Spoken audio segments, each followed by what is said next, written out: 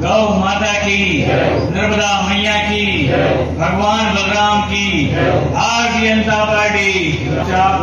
जिला राजगढ़ के तत्वाधान में बांस उत्पादन करने वाले ऐसे जो किसान हैं, उनके सम्मान समारोह के इस कार्यक्रम में हमारे बीच में उपस्थित हैं परम श्रद्धेय भाई साहब श्री घनश्याम जी पिरोनिया जी, जो पूर्व विधायक हैं और बांस एवं बांस शिल्प बोर्ड के आप अध्यक्ष हैं, कैबिनेट मंत्री का दर्जा हैं। साथ में पूरे मध्य प्रदेश के जितने ठेकेदार यूनियन है जो सेवा के कार्य कॉन्ट्रैक्टरशिप का काम करते हैं, गांव घेरे में जो हमारे काम करते बंधु, उनको पूरे प्रदेश में काम करने में सहयोग हो, हमारी सरकार जो सारा कार्य कर रही है उस कार्य की गुणवत्ता हो, इसको लेकर के एक महासंघ बनाया है शासकीय ठेकेदार महासंघ। उसके प्रदेश अध्यक्ष सम्मानित दुष्यंत जी शुक्ला जी, यहाँ के वरिष्ठ नेता सम्मानित रामनारायण जी दांगी साहब,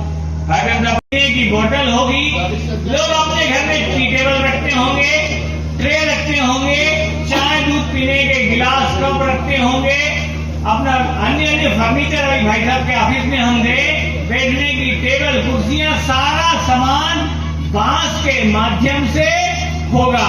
और हमारी सरकारों में भी जितनी बाउंड्री वाल शासकीय स्थानों पर हो रही है, उन सारे बाउंड्री वालों में भी, और घर का जो हमारे फाटक दरवाजे बनाते हैं, ऐसा कहते हैं कि जो ये लकड़ी हम उपयोग करते हैं उससे कई गुना अधिक बांस की बने हुए फाटक दरवाजे मजबूत होते हैं, हमेशा चलते हैं, और उसको ट्रीटेड भी किया जाता है, उसकी मजबूती भी प्रदान करने का कार्य कर रहे हैं। ऐसे लोग उद्योग डाल रहे हैं। हमारे राजगढ़ जिले में इस मात्रा में कमी, जैसे अभी रामनारायण जी ने बताया, वास्तव में सही है कि कुछ किसानों ने अपने खेत की जो मेहर है उस पर लगाम भर दिया, उससे भी उनको कई इनकम हो रही है।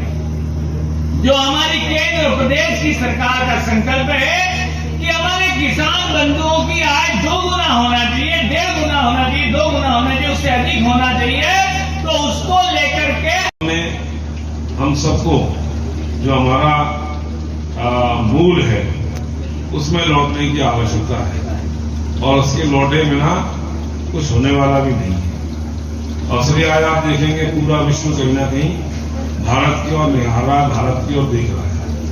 भारत का जो सोच है, भारत की जो सभ्यता है, भारत की जो संस्कृति है, भारत का जो संस्कार है, वो विश्व को प्रेरणा देने वाला है।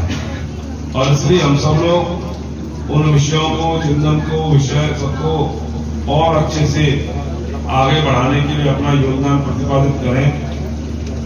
अभी राजेंद्र जी और हमारे रामनारायण जी ने भी बहुत सारी बातें आप सब लोगों के सम्मुख रखी। मैं भी आपसे यही निवेदन करना चाहता हूं कि मध्य प्रदेश की सरकार हो या केंद्र की माननीय नरेंद्र मोदी जी के नेतृत्व सरकार हो, ये सबका विकास, सबका साथ और सबका विश्वास लेकर के देश को आगे बढ़ाने का काम कर रही है। हम सब लोग उसमें समाहित हों, हम सब लोग उसमें जुड़े, और इसमें हम सब लोग आपकी क्या मदद कर सकते हैं शासन प्रशासन के माध्यम से, ये हम सबको आप बताएंगे तो उसको पूरा करने का हम सब प्रयास करेंगे। बांस के उत्पादन के लिए, बांस की खेती को बढ़ावा देने के लिए मध्य प्रदेश के यशस्वी मुख्यमंत्री जी बहुत प्रगतिशील है, और उन्होंने पहली बार ये मध्य प्रदेश में बांस शिल्पकार बोर्ड का गठन किया है। और केंद्र में प्रधानमंत्री माननीय नरेंद्र मोदी जी भी मिशन बैम्बू के माध्यम से इस विधा को और अच्छा और बढ़ाने के लिए प्रगतिशील है।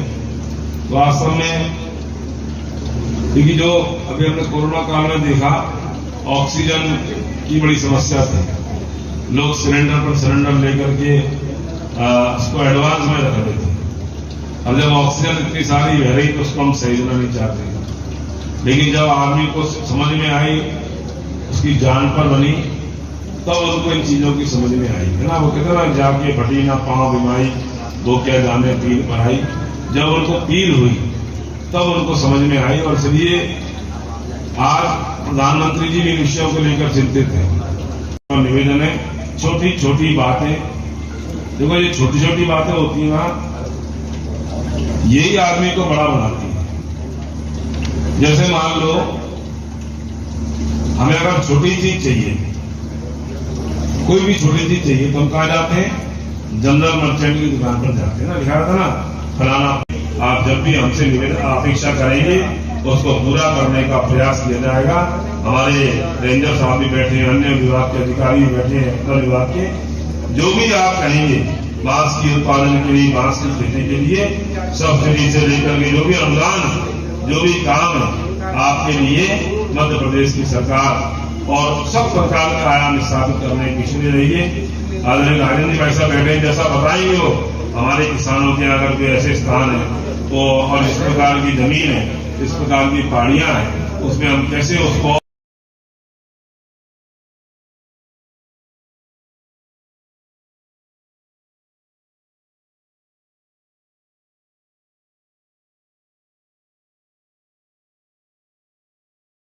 नहीं तो आज ये ब्यावरा आगमन हुआ है, किस उद्देश्य को लेकर हुआ? मध्य प्रदेश के यशस्वी मुख्यमंत्री माननीय शिवराज सिंह जी ने मध्य प्रदेश में पहली बार बांस शिल्प एवं विकास बोर्ड का गठन किया है और वो जिम्मेदारी दी है। तो हमारे किसान मोर्चे के उपाध्यक्ष जी राजेंद्र सिंह राजपूत जी के नेतृत्व में अनेक स्थानों पर जाने का अवसर प्राप्त हुआ और वास्तव में ये बांस का काम ये खेती किसानी का काम है।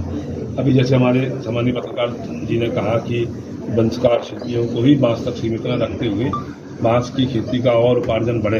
बांस के केवल सूप, लड़िया, टोकरी तक जो व्यक्ति सीमित न रह करके आज बांस के अन्य प्रकार के नए नए आयाम स्थापित किए जा रहे हैं। उसमें हमारी आने वाली युवा पीढ़ी और किसान भाई साथ रह करके और उनके लिए ट्रेनिंग कैंप भी लगा करके अनेक अनेक स्थानों पर तो हमने ये वर्ग भी लगाए हैं और काम भी प्रारंभ किए। तो वहाँ सीख करके लोग सरकार की स्मृति योजना का लाभ लें और बांस के खेती को बढ़ावा देने के लिए सब्सिडी से लेकर के बांस के पौधे से लेकर के तमाम सारे ये सहयोग वन विभाग के माध्यम से होता है।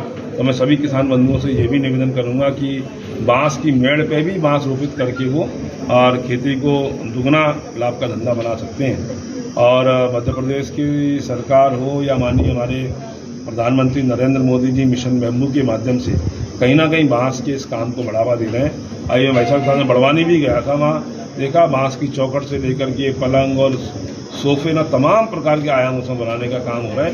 ऑनलाइन उनकी बिक्री भी हो रही है। 16-16, 20-20 हज़ार रुपये के सोफे और कुर्सियां तक बांस की बना करके देने का काम हो रहा है। दोनों प्रकार के उससे लाभ हमारे जनमानस को मिले, ये कहीं ना कहीं इसके माध्यम से हो रहा है। आप सब लोगों के सहयोग से हम सब माननीय मुख्यमंत्री जी का जो सपना है इस बांस निगम के माध्यम से, बांस मिशन के माध्यम से इसको जन जन तक पहुंचाने का हम मध्य प्रदेश सरकार तो किसानों की सरकार है, किसानों की आय को दुगना करना चाहती है, लेकिन भारतीय किसान यूनियन का ये आरोप है कि सरकार केवल अपनी आय दुगनी कर रही है और किसान आज भी परेशान है। नहीं, देखिए, राजनीति के चश्मे से देखने की आवश्यकता नहीं रहना चाहिए। मैंने कहा कि अगर सरकार को इन वर्गों की चिंता नहीं होती तो काय को बांस विकास निगम बनाया जाता। कांग्रेस की सरकार है, उनने क्यों नहीं बनाया बांस विकास निगम? क्यों नहीं लाभ का धंधा बनाने की बात करी?